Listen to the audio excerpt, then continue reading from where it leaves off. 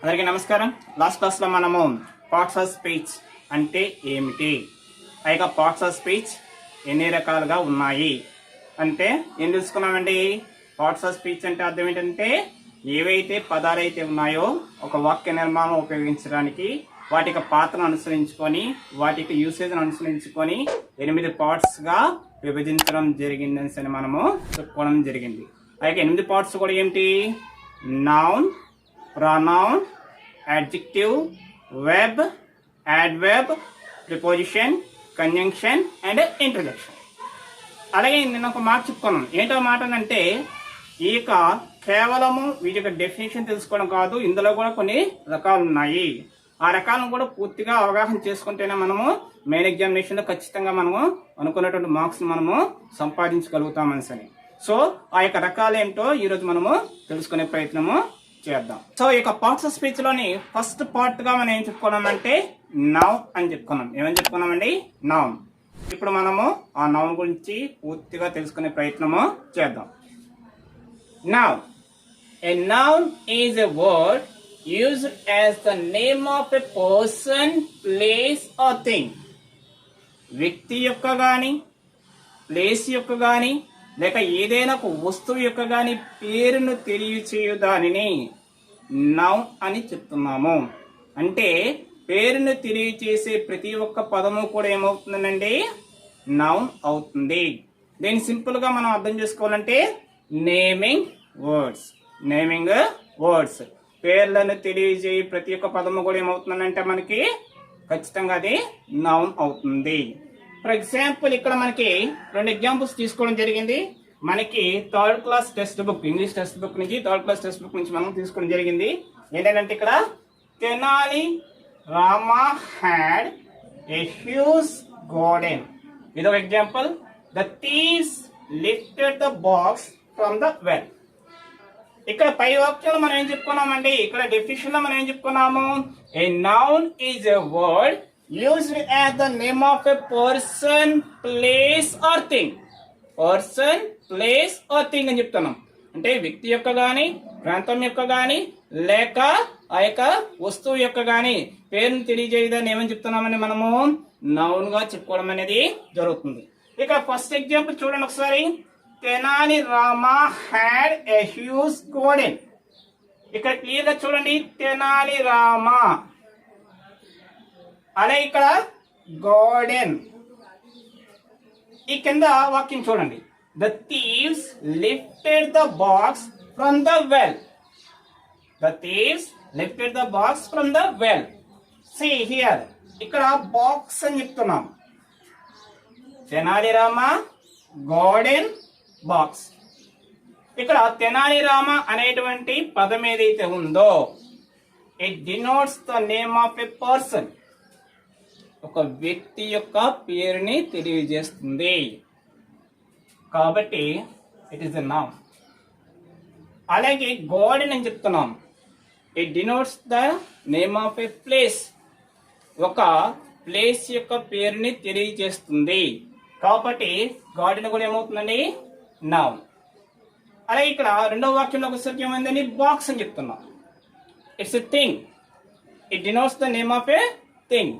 అంటే ఒక వస్తువు యొక్క పేరుని తెలియజేస్తుంది కాబట్టి మన మైండ్ లో గుర్తుంచుకోవాల్సింది ఏంటంటే ఒక వ్యక్తి యొక్క గాని, ప్రాంతం యొక్క గాని, లేక వస్తువు యొక్క గాని పేరును తెలియజేయదాన్ని ఏమని చెప్తామంటే నౌన్ అని చెప్పుకోవడం అనేది జరుగుతుంది. సో ఈ యొక్క నౌన్ లోని చూసుకునేసరికి మనకి ప్రధానంగా ఎన్ని రకాలుగా చెప్పుకోవచ్చు అని అంటే 5 రకాలుగా చెప్పుకోవచ్చు. ఎన్ని రకాలుగా చెప్పుకోవచ్చు అంటే 5 రకాలుగా చెప్పుకోవచ్చు. సో 5 కూడా ఇక్కడ మనకి రాయడం జరిగింది. ఇక నౌన్ అనేది ఏవైతే ఉందో ఆ నౌన్ అనేది మళ్ళీ తిరిగి ఎన్ని రకాలుగా చెప్పుకోవచ్చు అంటే 5 రకాలుగా చెప్పుకోవడం అనేది జరుగుతుంది. మొట్టమొదటిగా చూసుకునేసరికి ఇక నౌన్స్ ఎన్ని రకాలుగా తీసామండి? 5 రకాలుగా. నౌన్ లో చూసుకునేసరికి 5 రకాలు ఏంటంటే first one is proper noun. మొట్టమొదటిది ఏంటంటే proper noun. Second one is common noun. రెండోది మనకి కామన్ గా మనం చెప్తున్నాం. Third one is collective noun. Third one is collective noun. And fourth one is material.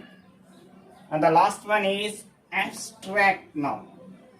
So ఇక నౌన్స్ లో చూసుకునేసరికి ప్రధానంగా 5 రకాలుగా చెప్పుకుంటున్నాం. మొదటి దానికి వచ్చేసరికి ఏమంటున్నామండి ప్రాపర్ నౌన్, రెండో దానికి వచ్చేసరికి ఏమంటున్నామండి కామన్ నౌన్, మూడో దానికి వచ్చేసరికి ఏమంటున్నామండి కలెక్టివ్ నౌన్, నాలుగో దానికి వచ్చేసరికి ఏమంటున్నాము మెటీరియల్ నౌన్, ఐదో దానికి వచ్చేసరికి ఏమవుతుందండి అబ్స్ట్రాక్ట్ నౌన్. అబ్స్ట్రాక్ట్ నౌన్ అని చెప్పుకుంటున్నాం. కాబట్టి ఇప్పుడు ఏం చేయాలంటే అసలు ఈ ప్రాపర్ నౌన్ అంటే ఏంటి, కామన్ నౌన్ అంటే ఏంటి, కలెక్టివ్ నౌన్ అంటే ఏంటి, మెటీరియల్ నౌన్ అంటే ఏంటి, మరియు అబ్స్ట్రాక్ట్ నౌన్ అంటే ఏంటో కూడా మనము తెలుసుకునే ప్రయత్నము చేద్దాం. Nouns can be classified into 5 kinds అని చెప్పుకున్నాం.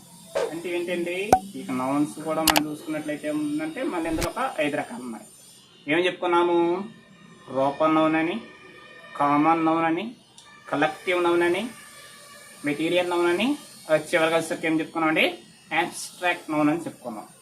సో ఇక 5 నౌన్స్ లో చూసుకునేసరికి మొట్టమొదటిగా ఏం చెప్పుకున్నామని అంటే మనము ప్రాపర్ నౌన్. ఏం చెప్పుకున్నామండి proper noun. A proper noun is the name of a particular person, place or thing. జాగ్రత్త చూడండి, ఇక్కడ ఇంతకు ముందు నౌన్ కి డెఫినేషన్ చెప్పుకున్నప్పుడు మనం ఏం చెప్తున్నాము it is the name of person, place or thing అని చెప్పాం. ఇక్కడ ఆ పర్సన్ కి కానీ లేకపోతే ప్లేస్ కి కానీ లేకపోతే ఆ థింగ్ కి కానీ జస్ట్ సంథింగ్ ఈజ్ యాడెడ్. ఏంటి యాడ్ అయిందండి పర్టికులర్. పర్టికులర్ అని చెప్తున్నాం. ఇక్కడ పర్టికులర్ అంటే ఇంకేం అక్కర్లేదు వ్యక్తిగత. ఇక్కడ చెప్పుకోవాల్సిన మనం ఏం చెప్పుకోవాలంటే వ్యక్తిగత పేర్లు. వ్యక్తిగత పేర్లు ఏవైతే ఉన్నాయో వాటిని మనం ఏమని చెప్పుకుంటామంటే ప్రాపర్ నౌన్స్ అని చెప్పుకుంటాం. ఏమని చెప్పుకుంటామండి ప్రాపర్ నౌన్స్ అని చెప్పుకుంటాం. అంటే ఏమిటవుతుంది ఇక్కడ క్లియర్ గా మనకి ఏవైతే నౌన్స్ ఉన్నాయో ఆ నౌన్స్ అనేవి పర్టికులర్ పర్సన్ కానీ ప్లేస్ కానీ థింగ్ కానీ ఇచ్చుకున్నట్లయితే వాటిని ఏమని పిలుస్తామనంటే ప్రాపర్ నౌన్ అని చెప్పడం అనేది జరుగుతుంది. ఇక్కడ మనకి 2 ఎగ్జాంపుల్స్ రాసుకున్నాం. ఏంటో ఎగ్జాంపుల్స్ అంటే Tenali Rama had a huge garden. Tenali Rama had a huge garden. అలాగే కింద నేను చూసుకుంటే he was a co-jester in the court of King Sri Krishnadevaraya in the kingdom of Vijayanagaram. చూడండి ఇక్కడ ఫస్ట్ వాక్యంలో చూసుకొచ్చే మనకి తెనాలి రామ అంటున్నాం. ఇక రెండవ వాక్యంలోకి వచ్చేసరికి శ్రీకృష్ణదేవరాయ అని చెప్పుకున్నాం. అలాగే ఇక్కడికి వచ్చేసరికి విజయనగరం అని చెప్తున్నాం. అంటే ఇక్కడ తెనాలి రామ ఒక వ్యక్తిగత పేరు. అలాగే నెక్స్ట్ వన్ శ్రీకృష్ణదేవరాయ ఒక వ్యక్తిగత పేరు. అలాగే ఇక్కడ కూడా విజయనగరము ఒక ప్లేస్ యొక్క వ్యక్తిగత పేరు. అంటే ఏమవుతుంది పర్టికులర్ పర్సన్ కానీ ప్లేస్ కానీ థింగ్ కానీ వాటి యొక్క పేర్లు ఎప్పుడు కూడా ఏమవుతాయంటే మనకి ప్రాపర్ నౌన్స్ అవుతాయి. ప్రాపర్ నౌన్ అంటే ఇంకా మన మైండ్ లోకి ఏమొచ్చేయాలంటే వ్యక్తిగత పేర్లు. వ్యక్తిగత పేర్లను తెలియజేసే ప్రతి ఒక్కటి కూడా ఏమవుతుంది మనకనంటే ప్రాపర్ నౌన్. ప్రాపర్ నౌన్ గా మనము మైండ్ లోకి ఫిక్స్ చేసుకోవాల్సిన పరిస్థితి ఉంది. దీని తర్వాత మనకి ఇలాంటి ఎగ్జాంపుల్స్ కూడా చెప్పుకోవచ్చు. ఇక్కడ వ్యక్తిగత పేర్లు అంటే ఎన్నైనా చెప్పుకోవచ్చు. మన పేరు ఉంది, మన పేరు అనేది ఒక వ్యక్తిగత పేరు. ఎందుకంటే క్లాస్లో ఒక 40 మంది 50 మంది స్టూడెంట్స్ ఉంటారు. రాము అనో సోము అనో ఈశ్వరన్స్ ఉంటారు. రాము నిలబడాలంటే రామే నిలబడతాడు, సోము కానీ ఈశ్వర్ కానీ నిలబడ్డాడు. ఎందుకని రాము అనేది ఒక వ్యక్తిగత పేరు. రాము అనే పిల్లవాడిని మాత్రమే నిలబడమని చెప్పాం. సో ఆ యొక్క వ్యక్తిగత పేరుతో పాటు పిలిచాం కాబట్టి ఆ యొక్క వ్యక్తి ఆ యొక్క పిల్లవాడు నిలబడడం జరిగింది. బాయ్స్ స్టాండ్ అప్ అని అన్నారు అనుకోండి, అప్పుడు ఏమవుతుంది అందరు నిలబడతారు. కానీ ఇక్కడ ఏం చేస్తాము ఎవరైతే ఉన్నారో ఆ యొక్క వ్యక్తిని పేరుతో పిలిచి నిలబడమని చెప్తాం. కాబట్టి ఇక్కడ ఏమవుతుంది అది వ్యక్తిగత పేరు అవుతుంది. ఎప్పుడైతే ఈ వ్యక్తిగత పేర్లు మనం ఉపయోగించామో పర్టికులర్ పర్సన్ మాత్రమే నిలబడడం జరుగుతుంది. కాబట్టి ఏవైతే వ్యక్తిగత పేర్లు ఉన్నాయో ఆ యొక్క వ్యక్తిగత పేర్లన్నీ కూడా ఏమవుతాయి ప్రాపర్ నౌన్స్ అవుతాయి. సో ప్రాపర్ నౌన్ అంటే మనకి ఒక అండర్స్టాండింగ్ వచ్చింది. వ్యక్తిగత పేరుని తెలియజేసే దాన్ని ఏమని పిలుస్తామనంటే ప్రాపర్ నౌన్ అని తెలుస్తుంది. అదే తర్వాత ప్రాపర్ నౌన్ తర్వాత మనం ఏం తెలుసుకోవాలండి కామన్ నౌన్.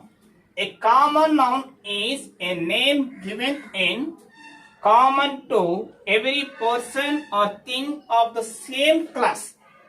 చాలా క్లియర్ గా చెప్తున్నాము.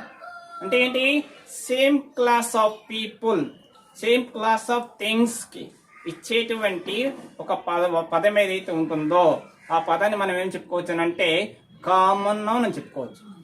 ఫర్ ఎగ్జాంపుల్, ఒక తరగతి గదిలో చూసుకున్నట్లయితే ఒక సీత అనే ఒక అమ్మాయి ఉంది, గీత అనే ఒక అమ్మాయి ఉంది. సీత అనే ఒక అమ్మాయి ఉంది, గీత అనే ఒక అమ్మాయి ఉంది. సీత అనేది ఒక వ్యక్తిగత పేరు, గీత అనేది ఒక వ్యక్తిగత పేరు. కానీ రెండు వాక్యాలు నేను చెప్పేటప్పుడు ఒక కామన్ గా ఒక మాట వాడడం జరిగింది. సీత అనే ఒక అమ్మాయి ఉన్నది, అమ్మాయి. గీత అనే ఒక అమ్మాయి, అమ్మాయి అని చెప్తున్నాం. అంటే సీతని అమ్మాయిని పిలుస్తున్నాము, గీతని కూడా అమ్మాయిని పిలుస్తున్నాము. అంటే ఎందుకని? వాళ్ళు సేమ్ క్లాస్ కి సంబంధించిన వాళ్ళు, ఒకే గ్రూప్ కు సంబంధించిన వారు, ఆ యొక్క సేమ్ క్లాస్ కి సంబంధించిన వారు. కాబట్టి సీతని మనము అమ్మాయిని పిలవచ్చు, అలాగే గీతను కూడా మనము అమ్మాయిని పిలవచ్చు. అలాగే అమ్మాయిని సరే ఇంగ్లీష్ లో ఏమవుతుందండి? గర్ల్. గర్ల్ అనేది ఏమవుతుంది? ఒక కామన్ నౌన్. అలాగే క్లాస్ లో చెప్పుకున్నాం మనం, ఉన్నటువంటి స్టూడెంట్స్ అందరూ ఉంటారు, స్టూడెంట్ అని చెప్తున్నాం. స్టూడెంట్ అనేది ఏమవుతుంది? ఒక కామన్ నౌన్.